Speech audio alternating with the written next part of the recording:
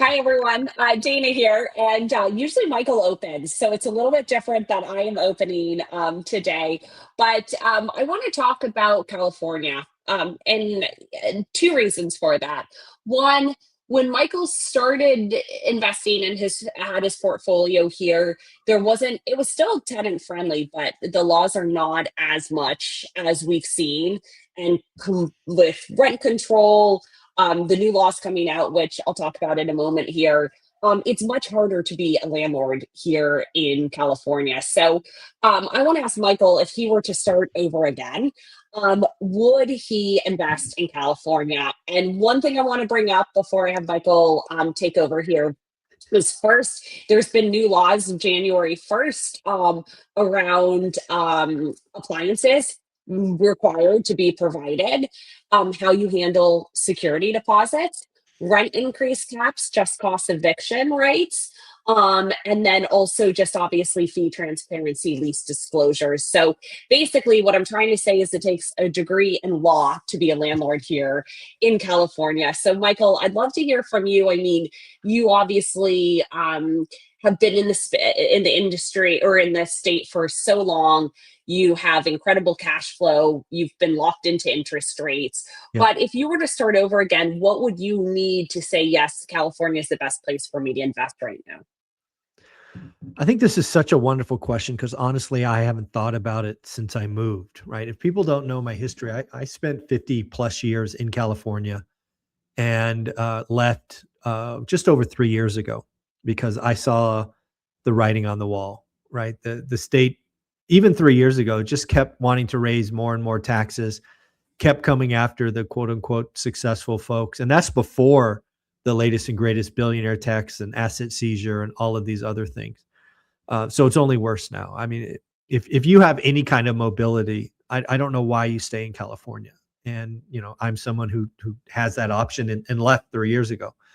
But the question about would I still go in California? It's really, I have to really be honest with myself for a couple of reasons. First and foremost, the reason I chose Fresno, right, the Central Valley, was because I couldn't find cash flow where I was living.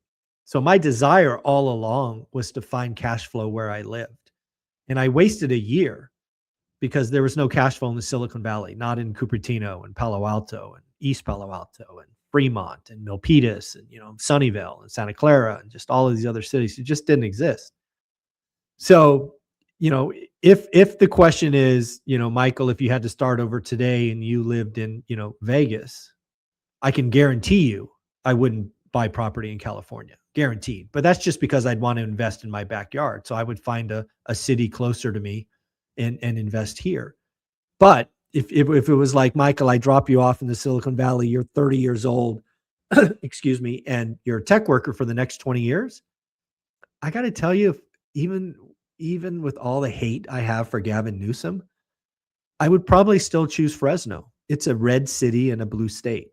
And yes, there's still the state laws and the appliances now and all those things. It certainly makes it harder. But I frankly like investing in a blue state because it makes it hard to build.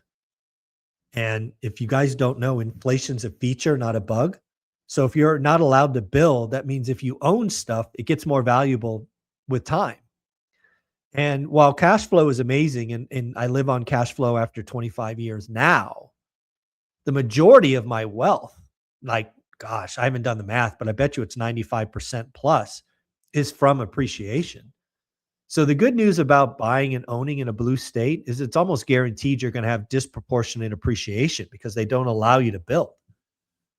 And, that's just a reality. So, it really comes down to, is Mike a tech worker at 30 years old?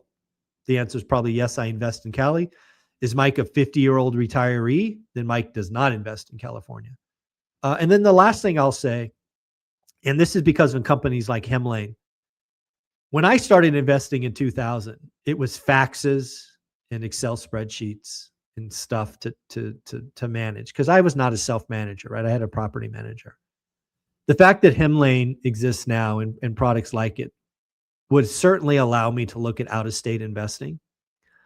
And then the other thing that's really picking up, and I think will be a monster in 10 years, is fractional investing, right? I talk to the guys at Real Bricks a couple times a month, and the ability to be a fractional investor in real estate is pretty sexy. Talk about the ideal cash, like mailbox money, right? So I think there's a lot of innovation coming with investing. Yeah. And yeah, so it's I'm not sure if that's a clear answer, but that's kind of where my head goes because I haven't really thought about that since I left Cali. Yeah. One of my questions on it is also, okay, let's say you are a tech worker, um, and you have very high income. And so you can go ahead and purchase maybe fourplex that Mhm. you're going to fix up. And then all of those losses from the renovations and all of that, net that against your income. Are you seeing anyone do anything creative from a tax perspective where their situation of their high income can be netted against what they're doing to make it work? And then obviously the appreciation there, because you mentioned appreciation. Yeah. So again, not an accountant, but talk with them all the time. So you've got to be. So typically speaking, if you're like single, like you're just you're an individual filer, and you have a high income, you can't do that. You have to carry those losses as carry forward losses. However, there's this little wrinkle that if you qualify for is amazing, and that is if your spouse can qualify as a real estate professional and they don't have a job. Right. So there are some wrinkles there. Talk to a CPA to work out the details. But yeah, if you can find a way to take your high income, buy assets, take the losses against your ordinary income, that's amazing. Frankly, that's one of the reasons people keep selling short-term rentals because short-term rentals aren't passive. It's an active income, and there's a difference, right? Short-term rentals, as they call it, the short-term rental loophole. So because of your active, you're materially involved and you work more than anybody else, you can take it directly against your income. So that's one of the benefits people sell on short-term rentals. I'm not a CPA, talk to your CPA, but you can look it up, short-term rental loophole. So you got to be really careful. For example, in our case, I had millions of dollars in carry forward loss that I was only able to take after I quit. And then I was able to take them as a real estate professional. So yeah. Explain that more. And sorry, I've got some background noise, but explain that more on the carry forward, just for people who don't understand. Yeah. So if you are a high income earner, I think there's thresholds. Just call it 200 grand. I don't know if it's 200 or 250. It's somewhere in there. And you make more than that, you cannot take your real estate losses against your active income. However, let's just say you make the threshold, and let's say you depreciate your properties and losses, and you lost 30 grand. That $30,000 loss doesn't disappear. It goes on your tax statement as a carry forward loss. And those losses can accumulate as you don't use them. So over the course, I forget what it was, 15 years, 18 years, whatever it was, I had seven figures, multiple seven figures in carry forward Wow. losses that I was Wow. ultimately able to take advantage of after I didn't have a job. Yeah, yeah.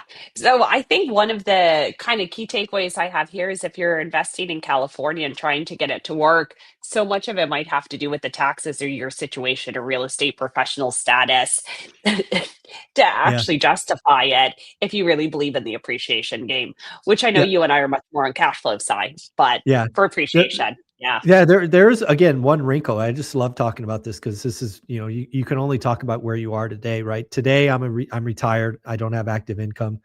Um, I have real estate. I'm actually seriously considering doing the following thing. So typically what happens is you if you want to sell a piece of real estate, you're going to do what's called a 1031 exchange. Why do you do that?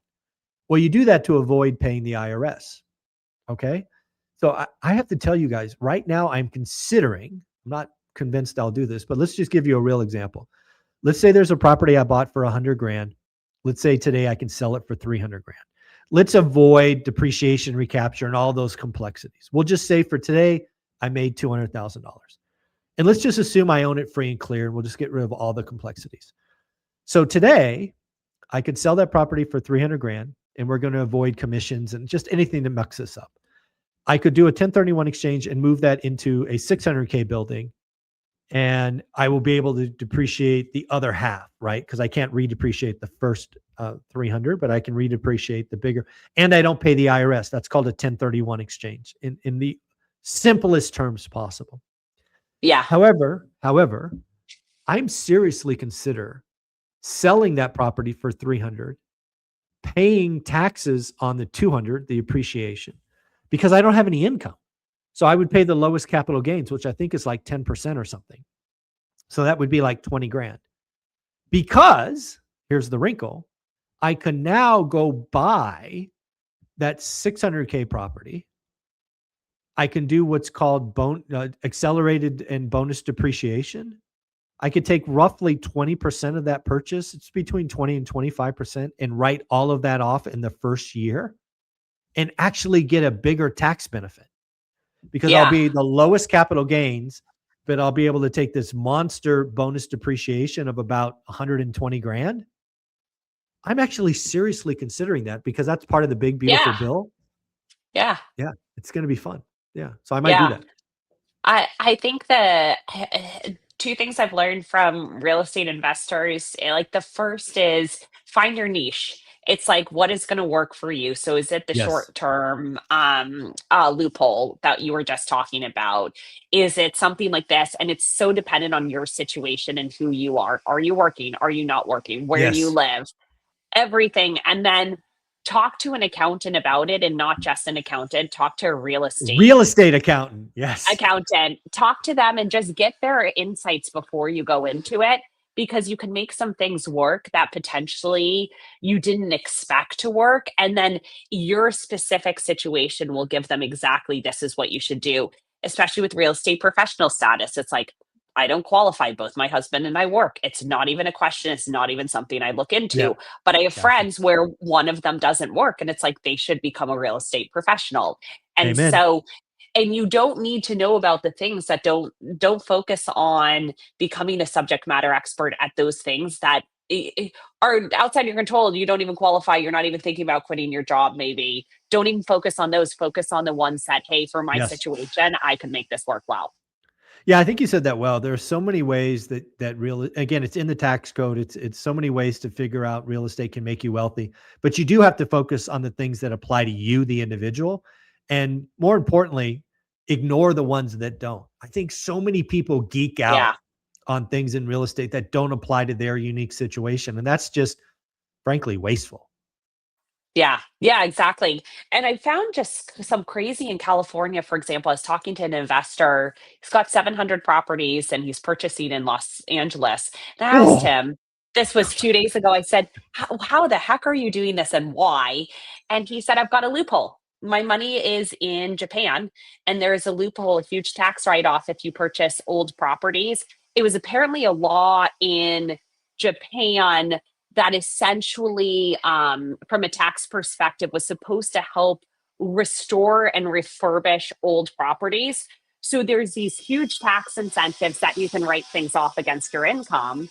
And nice. that essentially was why he decided to go for it. So, yeah, sorry, Very. I've got some background noise if you can hear a little bit of Yeah, we that. we heard a little bit. It's all right. No big deal. Yeah, Yeah. Again, it's this is always about construction. yeah, this is about figuring out what works for you in your situation. And another thing we could talk about here is you should be in communities like our school community, being around other wealth builders, because you can just share your story. And, with 500 plus people, there's somebody else probably doing that as well. So Yeah. that's a good thing. Yeah. Yeah, definitely go to the school community and say, here's my situation. And then who else is like this and who can I talk to? Who are you talking to? Don't just talk to one CPA, talk Yep. to multiple and figure out. Like, for example, I spoke with a real estate CPA that we didn't move forward with. And part of the reason was that CPA didn't understand tech.